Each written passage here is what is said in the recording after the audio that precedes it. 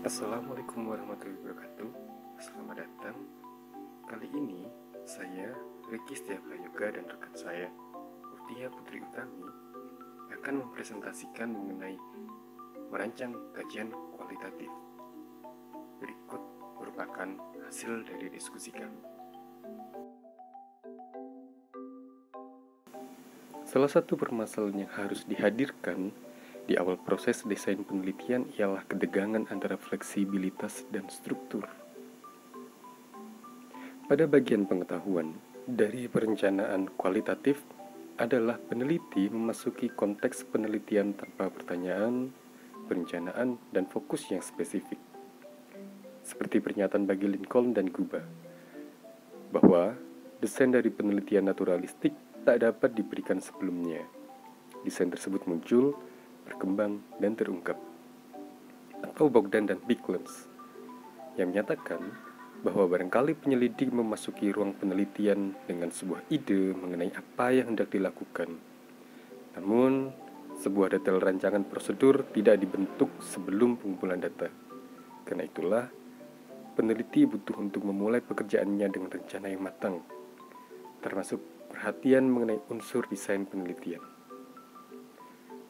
Unsur-unsur dasar yang perlu untuk diperhatikan dalam desain penelitian kualitatif adalah penempatan teori, pertanyaan penelitian, konteks penelitian, partisipan, strategi pengumpulan data, dan prosedur analisis data, serta sifat dari penemuan-penemuan yang diantisipasi.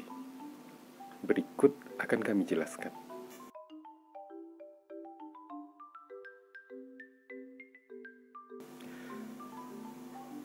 Hal pertama yang perlu diperhatikan dalam mendesain penelitian kualitatif adalah metodologi dan juga teori substantif. Mula-mula, desain penelitian kualitatif perlu memberikan perhatian pada dua jenis teori, yakni teori dalam metodologi dan juga teori substantif. Penempatan dari teori metodologi memberikan rancangan penelitian dalam paradigma dan identifikasi khusus mengenai jenis penelitian yang direncanakan. Proses identifikasi jenis penelitian kualitatif yang harus diselesaikan dengan mendeskripsikan paradigma penelitian. Proses ini adalah tempat untuk mengartikulasikan asumsi metafisik peneliti dan untuk menjelaskan alasannya mengapa ia memilih metode yang diidentifikasi. Teori yang digunakan untuk mendeskripsikan dan menjelaskan fenomena yang hendak diinvestigasi merupakan teori substantif. Pemilihan teori ini dibutuhkan untuk memberi bingkai konseptual, untuk menjelaskan mengapa perlu memilih teori ini. Sehingga peneliti perlu untuk menempatkan posisi penelitian dalam kaitannya dengan teori yang siap untuk dihasilkan melalui pendekatan ini. Tidak mengetahui apa-apa mengenai literatur memungkinkan peneliti untuk memulai dari awal. Namun, itu juga merupakan hal yang sangat merugikan.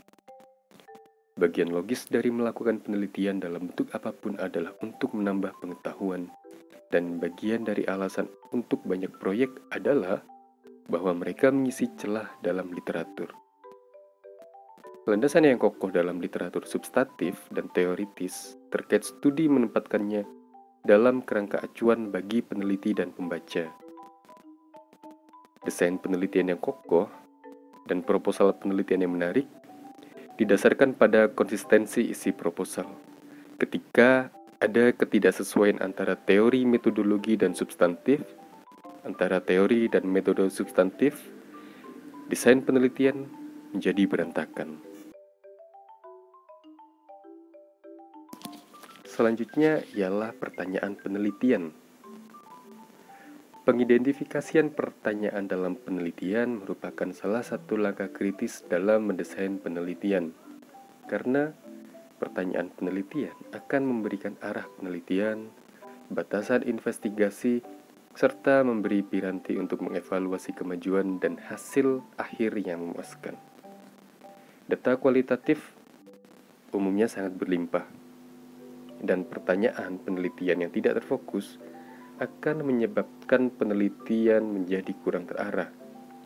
Ini merupakan salah satu masalah, karena penelitian kualitatif selalu bersifat terbuka untuk berbuat lebih banyak.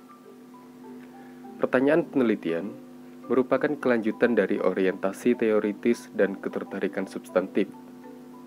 Mereka yang tidak mengeksplor asumsi metafisiknya seringkali mengajukan pertanyaan yang tak bisa dijawab dengan pendekatan kualitatif. Pernyataan penelitian kualitatif ini akan tampak berbeda bergantung pada paradigma yang digunakan. Selanjutnya adalah konteks. Pada penelitian kualitatif, konteks berkaitan dengan setting fisik terjadinya tindakan sosial, rangkaian partisipan dengan hubungannya satu sama lain, serta aktivitas di mana partisipan terlibat. Sebagai tambahan, Grau dan Walsh menyatakan bahwa sebuah konteks adalah kultur dan historis yang terletak di suatu tempat dalam kurun waktu tertentu. Memutuskan konteks penelitian membutuhkan sejumlah faktor. Pertimbangan primer ialah setting penelitian harusnya akan memberi data yang membuatnya mungkin untuk menjawab pertanyaan dalam penelitian. Jenis penelitian yang hendak dilakukan juga bisa menjadi pertimbangan penting untuk menempatkan konteks. Jenis penelitian yang dipilih tidak hanya membingkai pembuatan pertanyaan, namun juga mempengaruhi pemilihan konteks. Oleh sebab itu, perencanaan yang berhati-hati adalah suatu tindakan yang penting, karena peneliti tidak akan mungkin tanpa ada akses pada konteks minat, serta permulaan konteks dengan partisipan merupakan rangkaian hingga akhir penelitian. Ketika peneliti belum siap dengan hal tersebut, maka proyek penelitian akan terancam gagal. Maka, peneliti perlu menentukan sebuah tawaran terhadap peran dan tanggung jawab dari peneliti dan tiap partisipan. Selanjutnya, partisipan. Pemilihan konteks berkaitan erat dengan identifikasi partisipan yang terlibat. Penggunaan istilah partisipan dalam penelitian kualitatif cukup berbeda dengan penelitian kuantitatif. Pada penelitian kualitatif, partisipan ialah sudut pandang yang ingin diketahui, namun kuantitatif lebih berfokus pada sampel dan subjek. Kriteria untuk pemilihan partisipan bertumbuh dari perbedaan asumsi dan bergantung pada paradigma penelitian serta jenis yang dipelajari. Penganalisisan biasa dilakukan sendiri oleh peneliti menggunakan metode ketat yang didukung oleh temuan empiris berbasis data. Cara sederhana untuk mendesain pemilihan adalah keseimbangan yang mencerminkan antara keluasan dan kedalaman penelitian. Kelayakan adalah perhatian nyata dalam penelitian apapun, tetapi jika sebuah penelitian ingin memiliki integritas dan memberikan kontribusi yang kuat, memulai dengan strategi pengambilan sampel yang sederhana bukanlah cara yang tepat. Karena mendeskripsikan antisipasi, hubungan antara peneliti dan partisipan adalah bagian penting dalam merancang proyek kualitatif. Strategi pengumpulan data. Pertanyaan mengenai pengumpulan data menjadi bagian dari pemikiran sepanjang proses desain penelitian. Saat peneliti memahami asumsi mereka tentang substansi dan metode, serta mengidentifikasi pertanyaan penelitian, peneliti berpikir dalam kerangka konseptual yang membuka jenis pilihan tertentu dan menutup opsi yang lain.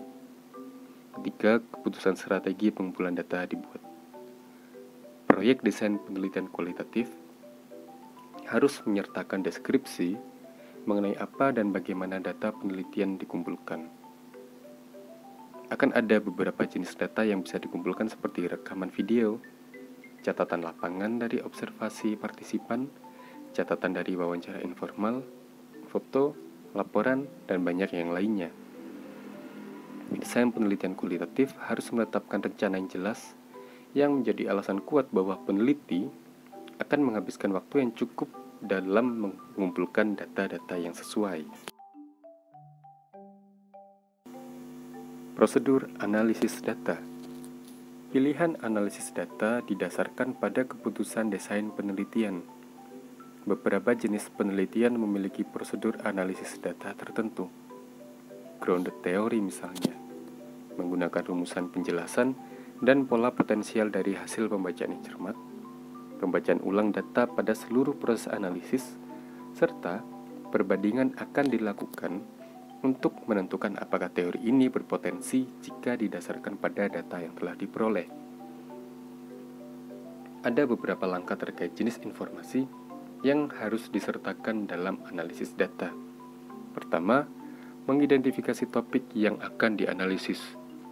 Kedua, membaca data dan menandai masukan penting yang terkait topik. Ketiga, membaca masukan berdasarkan topik, mencatat ide utama dalam bentuk ringkasan. Keempat, mencari pola, kategori, dan hubungan dalam topik. Kelima, membaca data, memasukkan pengkodean yang sesuai untuk mencari pola yang diidentifikasi. Keenam, mencari yang bukan bagian dari contoh dalam pola. Ketujuh, mencari hubungan antar pola. Kedelapan, menuliskan pola dalam satu kalimat yang general.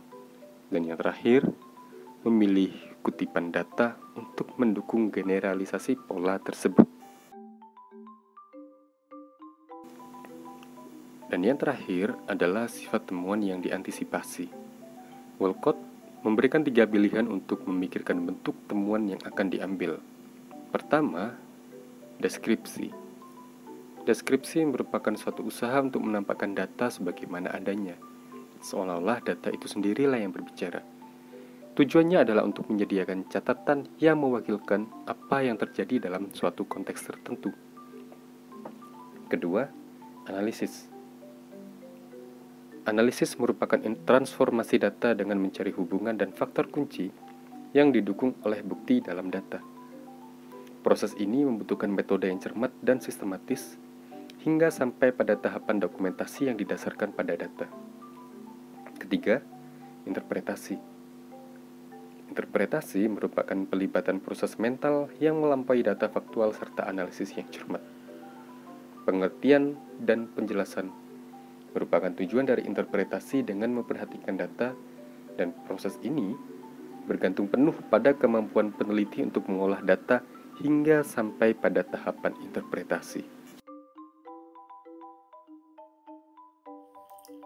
Desain penelitian kualitatif. Bagi Saldana, unsur-unsur dasar yang perlu diperhatikan dalam desain penelitian kualitatif adalah 1. Pemilihan topik. 2. Tinjauan pustaka. 3. Pernyataan tujuan. 4. Pernyataan penelitian pusat dan yang terkait. 5. Pemilihan tempat dan partisipan. 6. Pengumpulan data dan metode analisis. 7. Representasi dan presentasi dari proyek penelitian. 8. Hasil dari proyek penelitian atau keluaran. 9. Kalender dan jadwal proyek. 10. Kerangka konseptual. 11. Penerapan dan ulasan IRB. 12. Penutupan. Pemilihan topik. Umumnya, peneliti mengembangkan spesifik topik untuk penyelidikan berbasis pada kebutuhan disipliner atau sosial, parameter pragmatik, dan ketertarikan personal. Kesalahan-kesalahan awal dari peneliti pemula adalah mengambil topik yang kurang sanggup untuk dilakukan. Topik penelitian terlalu luas untuk dikerjakan dalam waktu yang masuk akal. Untuk kali pertama, ajukan ide penelitian pada mentor atau instruktur, serta dapatkan beberapa masukan.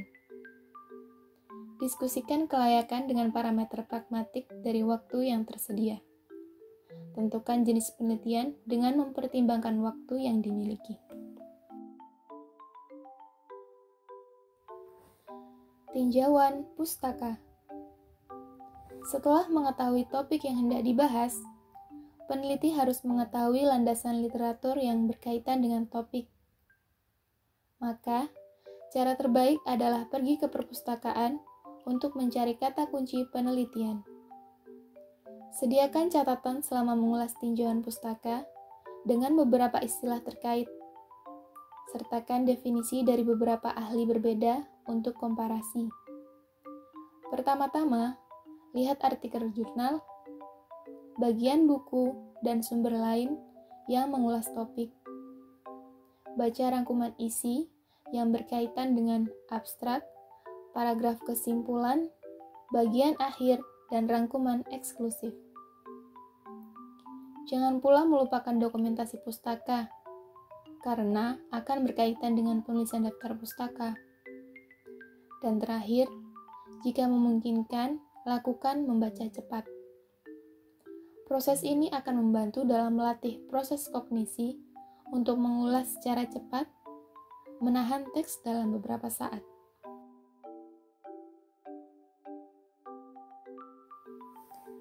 Pernyataan tujuan. Pernyataan tujuan dituliskan dalam satu kalimat pernyataan sebagai fokus dari pusat permasalahan dan mengarahkan proyek penelitian. Pernyataan ini adalah kenapa terakhir yang menggerakkan penelitian itu dilaksanakan. Pernyataan tujuan dan pertanyaan mengenai pentingnya penelitian seringkali menggunakan bagaimana, apa, dengan cara apa, dan kenapa dari terjadinya tindakan sosial dan suatu fenomena eksis. Pernyataan tujuan adalah kalimat tunggal, namun substansial dan spesifik yang menugaskan peneliti untuk menyelidiki aspek atau proses kehidupan sosial dan bagaimana peserta atau fenomena tersebut berhubungan dengannya. Pertanyaan penelitian pusat dan terkait. Sama seperti semua komponen desain penelitian kualitatif, meskipun pertanyaan penelitian diformulasikan pada awal proyek yang bersifat sementara, apa yang menjadi temuan di lapangan mungkin akan menghasilkan pertanyaan baru, revisi pertanyaan asli, dan membuat beberapa hal menjadi tidak relevan. Pikirkan daftar pertanyaan terlebih dahulu, lalu susun menurut topik. Jelajahi mana yang tampaknya lebih luas cakupannya dan mana yang tampaknya mengalir darinya.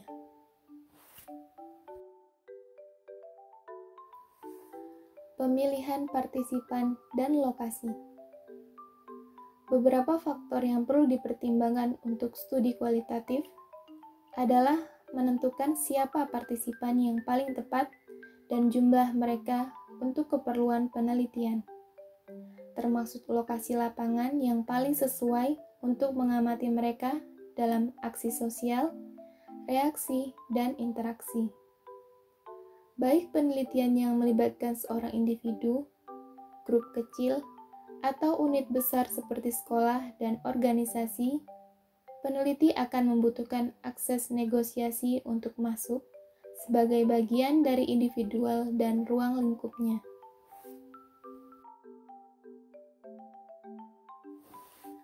Pengumpulan data dan metode analisis. Desain pengumpulan data dan analisisnya sangatlah bergantung dengan jenis data yang dikumpulkan dan jenis penelitian kualitatif yang diadopsi dari etnografi, fenomenologi, atau yang lainnya. Sampai batas tertentu, gaya penulisan kualitatif yang dipilih juga menentukan peran dalam pemilihan metode pengumpulan data analitik. Pada penelitian kualitatif, wawancara merupakan bentuk pengumpulan data yang paling umum karena sifatnya yang secara langsung menggali informasi dari partisipan. Namun, terkadang ada faktor lain yang patut dipertimbangkan untuk menggunakan variasi teknik pengumpulan data ini. Tidak hanya satu. Pertama, tindakan ini dipilih karena suatu alasan, seperti data yang dikumpulkan dari berbagai sumber akan menjadi spektrum sudut pandang beragam untuk keperluan analisis dan representasi subjek penelitian. Kedua, keterbatasan satu metode pengumpulan bisa ditangani menggunakan metode lainnya. Ketiga, peningkatan akurasi sebagai metode pengumpulan data yang dikenal sebagai triangulasi tentunya menggunakan 3 sudut pandang berbeda. Representasi dan presentasi proyek. Representasi dari proyek mengacu pada bentuk dan format terbaik yang kredibel, jelas, dan berupa dokumen yang meyakinkan mengenai pengalaman dan penemuan di lapangan penelitian. Bentuk dan format yang biasa digunakan seperti artikel studi kasus, kisah pengakuan, penyelidikan kritis, etnografi, puisi, kisah naratif, dan lain-lain. Awal pilihan desain representasi dan presentasi untuk penelitian kualitatif akan mempengaruhi pilihan lain, namun khususnya akan mempengaruhi pengumpulan data dan metode analisis data. Hasil penelitian. Hasil merupakan hal yang cukup sulit diformulasikan di awal penelitian, terutama jika dilakukan oleh peneliti pemula. Tujuan ini mencakup presentasi formal dari penelitian. Namun, aspek desain penelitian ini juga mengacu pada hasil efektif yang menjadi perhatian penelitian. Pertama, pertimbangkan bagaimana peserta mendapatkan keuntungan dari keterlibatan penelitian. Kedua, pertimbangkan bagaimana pembaca potensial dari hasil penelitian dapat terpengaruh. Dan ketiga, pertimbangkan bagaimana peneliti dapat merubah secara efektif sebagai hasil dari investigasi penelitian. Kalender dan jadwal penelitian. Penentuan kalender dan jadwal penelitian adalah hal penting selanjutnya yang dapat dilakukan agar penelitian bisa berjalan sebagaimana yang dikehendaki. Rencanakan dengan matang jadwal penelitian dari awal hingga akhir. Meskipun sebenarnya penelitian nyata selalu memerlukan waktu lebih dari yang direncanakan, maka berikan perpanjangan beberapa waktu untuk membuatnya cukup efektif. Jika perkiraan yang dibutuhkan untuk mengambil data adalah 2 atau 3 minggu, maka jadwalkan dalam 4 atau 5 minggu. Dan jika yang dibutuhkan untuk transkrip wawancara adalah 2 jam, maka rencanakan dalam 3 jam. Kerangka konseptual. Unsur penting pertama dari penelitian kualitatif adalah kerangka konseptual atau bingkai konseptual. Karena segala segi mengenai penelitian kualitatif mengalir di sini. Pengulasan ini berkaitan dengan premis-premis epistemologi, teoretis, dan metodologis dari sebuah kerangka konsep. Bagian ini merupakan game plan atau modus operandi dalam studi penelitian, semacam jalan untuk ditapaki selama proses penelitian bekerja. Epistemologi merupakan perluasan konsep sebagai teori dari konstruksi pengetahuan yang didasarkan pada sudut pandang peneliti, yakni bagaimana peneliti melihat dunia, serta bagaimana cara mengetahui dan menyaring persepsi dan interpretasi. Premis teoretis merupakan penggerak dari studi penelitian, dan ini akan bergantung pada rincian topik penelitian. Sedangkan premis metodologis dari kerangka konseptual merupakan acuan pada alasan pemilihan metode pengumpulan dan analisis data. Dan premis metodologis dari kerangka konseptual merupakan acuan pada alasan pemilihan metode pengumpulan dan analisis data. Premis metodologis terkait erat dengan jenis penelitian kualitatif dan metode yang terasosiasi. Penerapan dan pengulasan IRB. IRB adalah lembaga dewan peninjauan sebagai institusi yang meyakinkan bahwa penelitian dilakukan kepada subjek manusia dengan cara etis dan syarat yang terpenuhi serta regulasi yang resmi.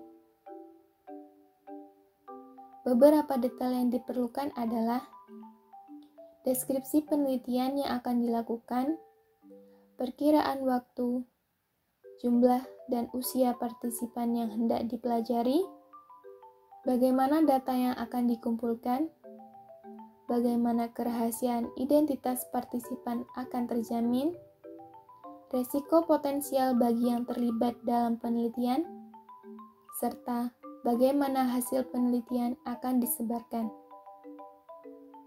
Lembaga ini memerlukan banyak kejelasan mengenai informasi penelitian untuk meyakinkan bahwa tindakan tersebut dilakukan berdasarkan prosedur dan jaminan keamanan yang ilegal.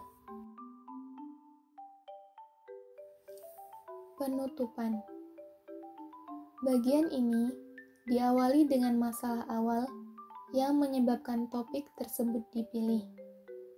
Ulasan dari penelitian yang terkait, pembuatan pernyataan tujuan, dan perancangan pertanyaan sentral, serta penelitian sebelumnya yang terkait. Kerangka konseptual, yakni termasuk premis epistemologis, teoretis, dan metodologis yang mengarahkan jalannya penelitian, juga perlu disertakan selama babak awal penulisan proposal. Keterlibatan partisipan dan lapangan yang dipilih, metode pengumpulan data, analisis data, harus juga disertakan dengan tujuan penelitian dan pertanyaan penelitian.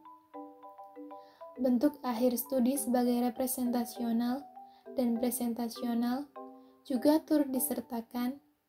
Dan terakhir, aplikasi, ulasan, dan persetujuan penelitian dari IRB harus disertakan untuk menjadi jaminan bahwa penelitian dilakukan sesuai dengan etika dan legalitas penelitian telah terpenuhi. Penerapan etika. Etika kepada peserta, yakni 1. Mengenai timbal balik. Ada baiknya jika hasil dari penelitian yang dilakukan dapat dibagikan kepada peserta. Hal tersebut berguna untuk mengembangkan masa depan peserta sesuai dengan apa yang telah disepakati. 2. Melakukan sebuah seremonial dalam kerangka mengakhiri hubungan dapat dilakukan jika peneliti sudah tidak memerlukan hubungan lebih lanjut. Etika ketika melibatkan peserta anak. 1. Peneliti perlu memperhatikan kenyamanan anak-anak dalam proses penelitian anak-anak, agar mereka tidak merasa terganggu dengan aktivitas yang dilakukan peneliti. Tentunya, hal ini perlu diketahui oleh wali anak, orang tua, atau guru. 2. Sikap sukarela terhadap peserta juga penting. Hal tersebut mampu mempengaruhi hasil data yang diambil oleh peneliti. Karena itu, perlu disampaikan kepada peserta tentang adanya lembar persetujuan untuk menjadi informan dalam penelitian. 3. Ada hal-hal tertentu yang dapat membahayakan peserta, membuat peneliti dapat merahasiakan identitas peserta. Peneliti tidak boleh ikut campur dalam sebuah komunitas yang ia teliti selagi komunitas tersebut tidak membahayakan seseorang di sekitarnya. Sehingga peneliti dapat mengurangi resiko terhadap peserta saat peneliti mengakhiri penelitian. Kriteria keakuratan rancangan. Kriteria keakuratan rancangan dapat diidentifikasi melalui pertanyaan-pertanyaan berikut, yakni 1. Apakah peneliti telah menjelaskan metodologis dan substantifnya dasar teori? 2. Apakah peneliti sudah mengartikulasikan serangkaian pertanyaan penelitian? 3. Apakah peneliti telah mengidentifikasi konteks penelitian dan menjelaskan caranya akses dan masuk akan dinegosiasikan? 4. Apakah peneliti telah menjelaskan prosedur untuk memilih peserta dan membangun hubungan kerja dengan mereka?